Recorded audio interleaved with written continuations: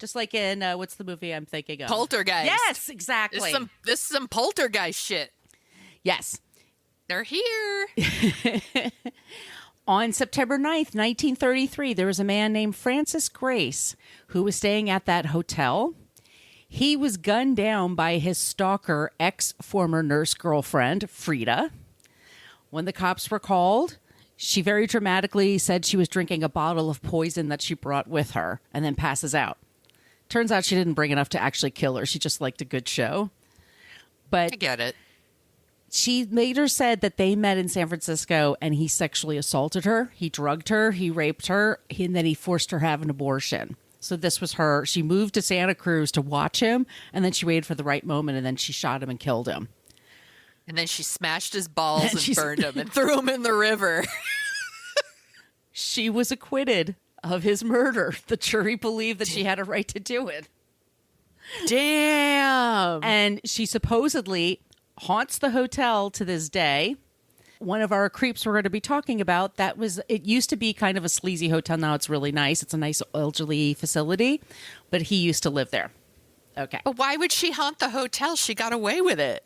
It's probably not good for your karma to kill people, Sonia. I don't know. I guess. Look, I I'm not guess. I think she's fine. Also in the 1930s, Route 17 was built. This is the route that goes from San Francisco, goes all the way down to San Jose.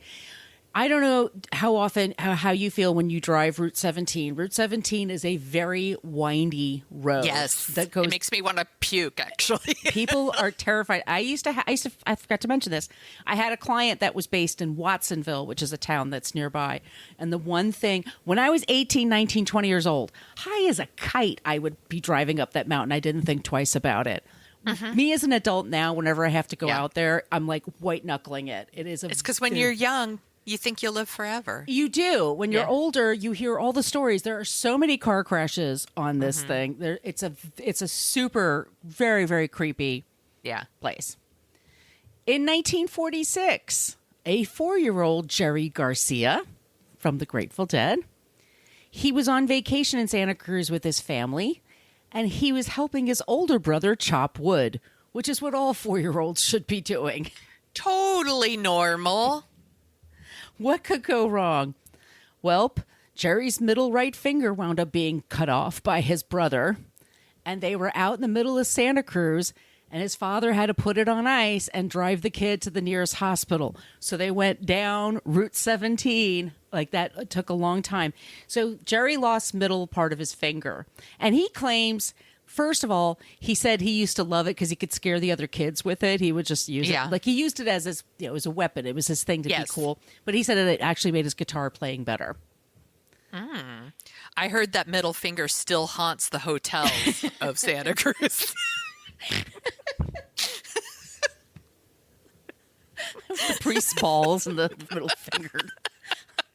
The middle finger will cut off your balls and smash them and burn them and throw them in the river. Going back to Hitchcock, Sonia. Yes. Creep. He's a creep. We did an episode about him.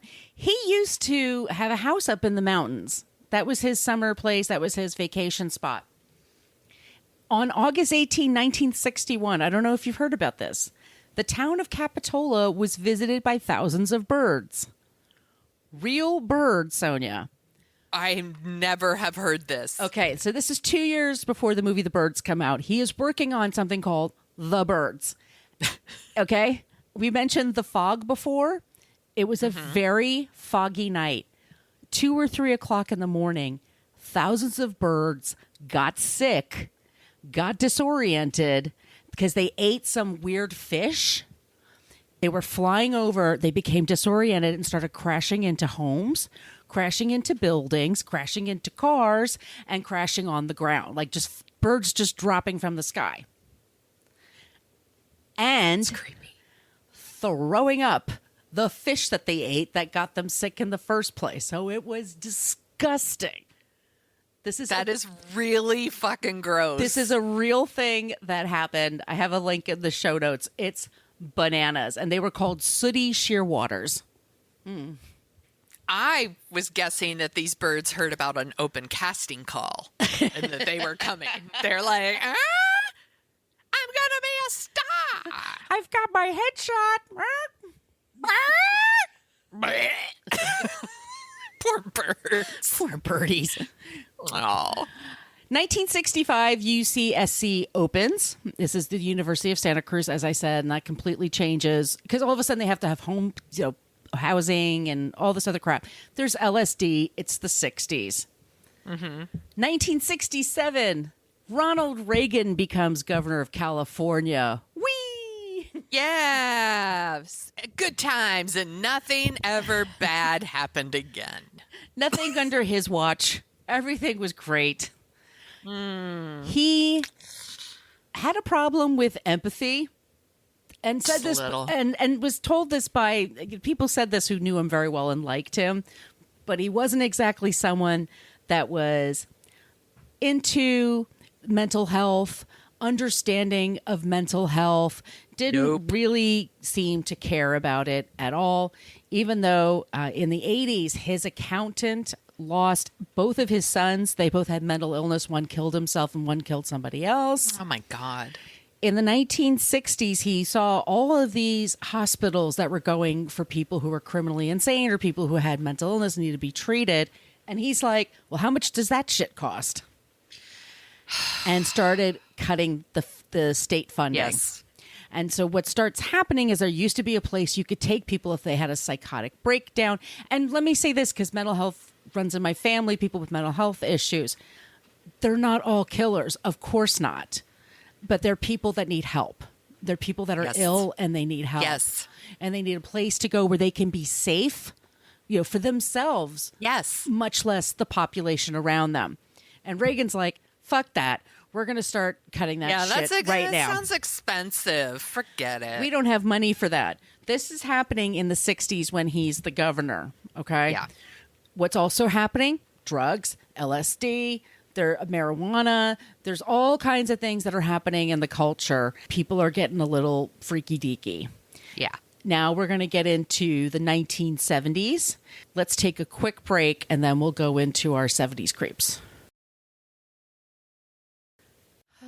This one's sad. Yeah, okay. I'm ready. John Linley Frazier. He's our first killer. He was born 1946. He was from California. He was married. He had a kid. And he had some kind of a mental breakdown. And started saying that he was very angry about people using their wealth and how it's hurting the Earth's resources. Which is something we all kind of, oh God, it's like Santa Cruz sent a curse to my house. Can you hear that? I can hear it. Holy shit, I love this. It's storming. It's atmospheric. John Linley Frazier is, like I said, he's starting to stalk different places around Capitola and Santa Cruz. People who have big homes, people who are making big homes. This is before McMansions, by the way. It was a whole different culture. And his first a victim that he was following is a man named Dr. Victor Ota, OHTA. He was of Japanese American descent. His own father had to give up all his possessions when they were put in the internment places. Mm-hmm. He gets out. He needs to make money to support his family. He joins the army. He becomes a physician. He loses all his money again. He gets his money. He marries a woman who's from the Czech Republic, Czechoslovakia, and they have 4 kids. And they're living in the Chicago area. They sell everything to move to Santa Cruz because he just heard about this place, Santa Cruz, in 1960. And he's an eye doctor. And there's a lot of retired people, and retired people have eye problems. He makes a shitload of money. He is the American success story, like people talk about. He's living in a shack in SoCal, and he's observing Dr. Odo.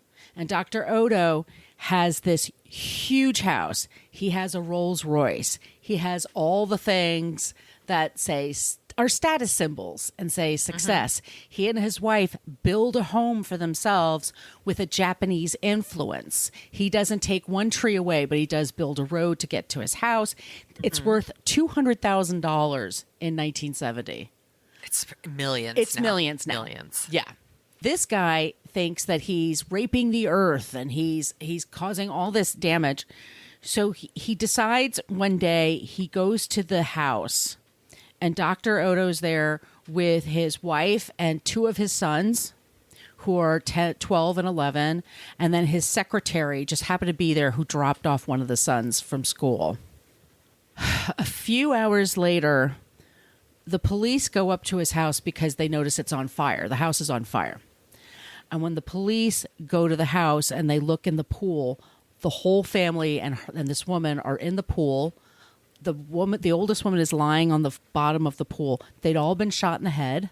Jesus Christ. And they all were left there to die. And this guy took off with their car, with the Rolls Royce, and then left it. Holy shit.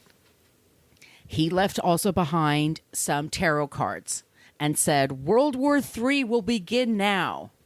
He's a crazy person. Let's be clear. He's out of his fucking mind. But their two daughters were out at school. And so they weren't there when this happened, but his parents lived nearby. Like, their whole families lived there. Jesus. It's horrifying. Yeah. The one police chief, his name is Peter Chen, said he was completely horrified. He showed up at the scene because one of the boys looked just like his son. They were the same age. And oh my God, that's so awful. And it's awful to think also because this is a small town. How many police officers do you hire?